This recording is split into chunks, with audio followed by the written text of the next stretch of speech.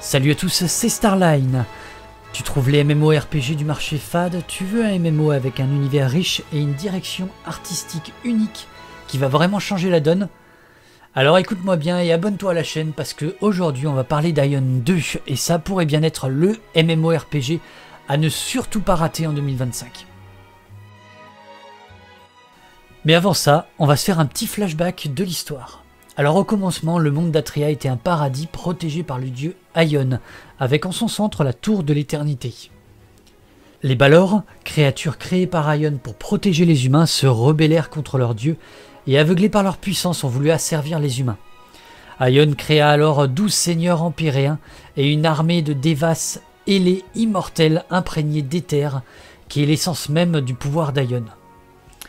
Durant un millénaire, la guerre entre Deva et Balor faisait rage, jusqu'à ce qu'une proposition de paix entre les seigneurs empyréens et les Balor finisse par mal tourner. La tour fut détruite, mais Damariel et le seigneur Israfel ont réussi à sauver le monde in extremis en se sacrifiant pour restaurer le champ éthéré protégeant la tour.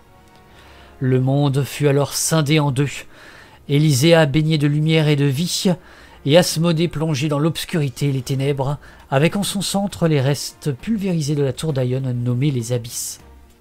C'est dans ce monde brisé qu'Asmodien et Élyséens se livrent une guerre sans merci. 2 siècles se sont écoulés depuis le grand cataclysme, et c'est à vous d'écrire votre histoire maintenant sur Aion 2.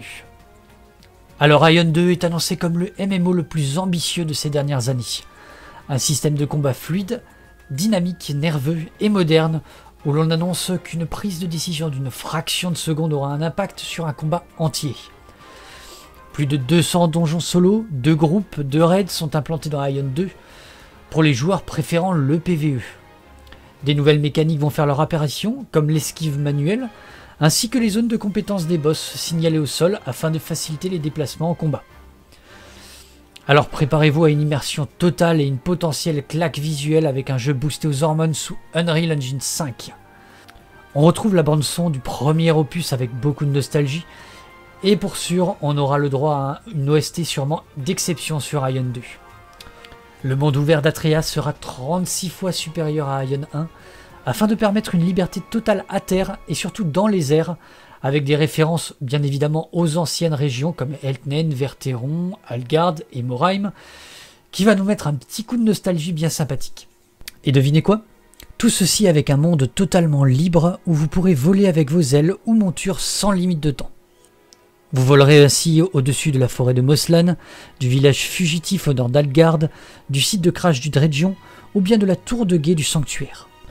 Vous combattrez ainsi dans les airs mais également sous l'eau, avec des décors à couper le souffle et pourquoi pas découvrir des villes sous-marines. 2 races seront jouables, Asmodiens et Élyséens. Petit zoom sur les Asmodiens qui ont eu le droit à une petite refonte et un petit lifting sur leur aspect de manière générale afin de les rendre plus humanoïdes. Alors une fois que vous aurez choisi votre camp, vous allez devoir créer votre personnage. Et là je sens que certains vont y passer beaucoup de temps. La personnalisation des personnages est un vrai plaisir car vous pouvez vraiment tout changer, alors soit avec des réglages prédéfinis, mais aussi avec la possibilité de vraiment tout modifier manuellement. Alors prenez un café parce que pour les fans du genre, cela va vous prendre énormément de temps, pour votre plus grand plaisir bien évidemment. Vous allez pouvoir ensuite découvrir les 8 classes avec un système de trinité comme les bons vieux MMO, donc heal, tank et DPS. Je vous invite à venir sur ma chaîne et à vous abonner pour découvrir ma mini-série de présentation de chaque classe d'Aion 2.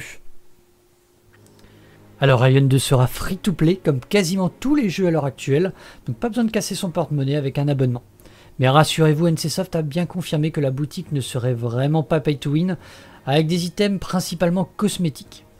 Il faut néanmoins fort à parier qu'un pass de combat sera implanté en jeu comme dans Throne and Liberty, offrant quelques compos mais sans réel impact sur l'équilibre du jeu.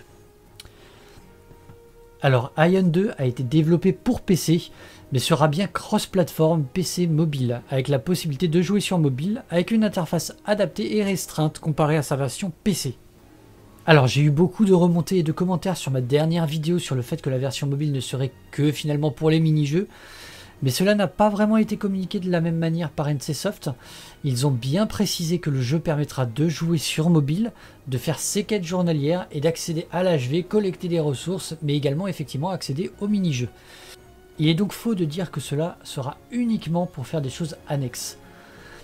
De plus, c'est confirmé le grand retour du PvP sur Ion avec des RVR, PvP sauvage et arène.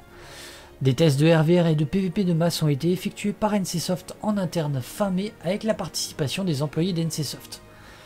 Le prochain livestream sera donc dédié exclusivement au PvP et devrait, je pense, être diffusé fin juin ou début juillet. Enfin, la sortie d'Ion 2 est toujours prévue pour novembre 2025 en Corée avec une bêta privée dans les locaux d'NCSoft fin juin en présentiel. Pour le lancement en Europe, il y a deux possibilités, soit on suit la logique des dernières années et le jeu sortira en Europe en décalé, donc plutôt premier semestre 2026, soit NCSoft veut marquer un grand coup pour Ion 2. En effet, les déboires récents avec les différents diffuseurs des précédents jeux comme Gameforge et Amazon plus récemment poussent NCSoft à réagir et aborder la diffusion européenne du jeu différemment. La nouvelle CEO de NC America, ancienne directrice de Kakao Game, affirme cette volonté de changement. Je cite « Je ferai tout mon possible pour que les capacités et les valeurs de NCSoft en matière de développement de jeux soient plus largement reconnues sur la scène mondiale et aider l'entreprise à atteindre de nouveaux sommets. » Alors le message est clair d'NCSoft, c'est reconquérir le marché européen. Et pourquoi pas avec Ion 2 finalement. On sait que la plateforme Purple de NCSoft, qui accueille dorénavant tout le catalogue NCSoft en Corée, a fait peau neuve récemment. Alors pourquoi pas envisager un lancement d'Ion 2 sur Steam et en parallèle sur la plateforme Purple, voire peut-être même uniquement sur Purple. Et en vérité, de plus en plus de personnes soupçonnent NCSoft de faire un lancement global en secret. Mais bon, ça, l'avenir nous le dira. Toujours est-il qu'NCSoft, à l'heure actuelle, ne veut plus passer par un diffuseur externe pour ses jeux. Bref, pour conclure, si Ion 2 garde son cap et si les promesses annoncées sont tenues, je pense que nous pourrions assister au plus gros MMORPG de ces dernières années. Ion 2 finalement ne révolutionne pas grand chose et fait un grand retour aux bases des MMORPG. Et finalement, est-ce que ça ne serait pas ça le secret d'un bon jeu ? Personnellement, je pense que l'échec des MMORPG ces dernières années a toujours été lié à une tentative de nouveau gameplay ou de nouveaux fonctionnements qui n'a jamais marché. Alors, si vous avez hâte, tout comme moi, de jouer à Ion 2 ou si vous avez des questions, n'hésitez pas à me le dire en commentaire. Et bien évidemment, si vous avez aimé cette vidéo, merci de vous abonner et de liker, cela m'aide énormément. Merci à tous et à très bientôt pour de nouvelles informations sur Ion 2. Ciao!